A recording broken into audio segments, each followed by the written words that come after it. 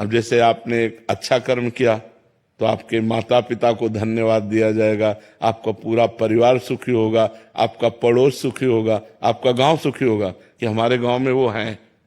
संयोग है।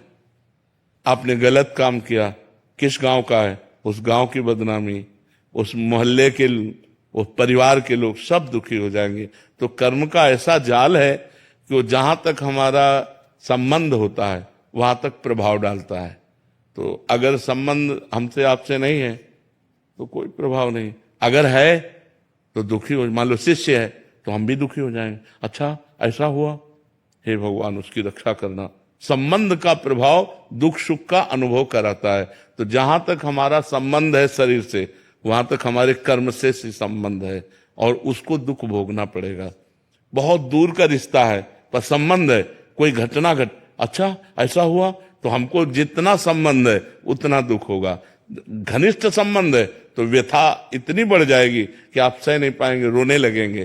तो ये संबंध का है। कर्म का अच्छे और बुरे कर्म का भोग संबंधियों को भोगना पड़ता है, उनको भी उतना जितना संबंध है उतना भोगना पड़ेगा।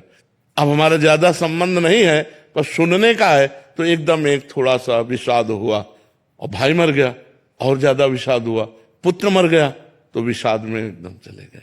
तो संबंध का हमारे कर्मों से भी संबंध है। अगर हम अच्छे कर्म करते हैं तो हमारे परिवार वालों को सुख मिलता है, बुरे कर्म करते हैं तो हमारे परिवार वालों को या हमारे संबंधियों को दुख प्राप्त होता है। कर्मों का जाल बिछा हुआ है, उसी से सुख दुख का सबको अनुभव होता है।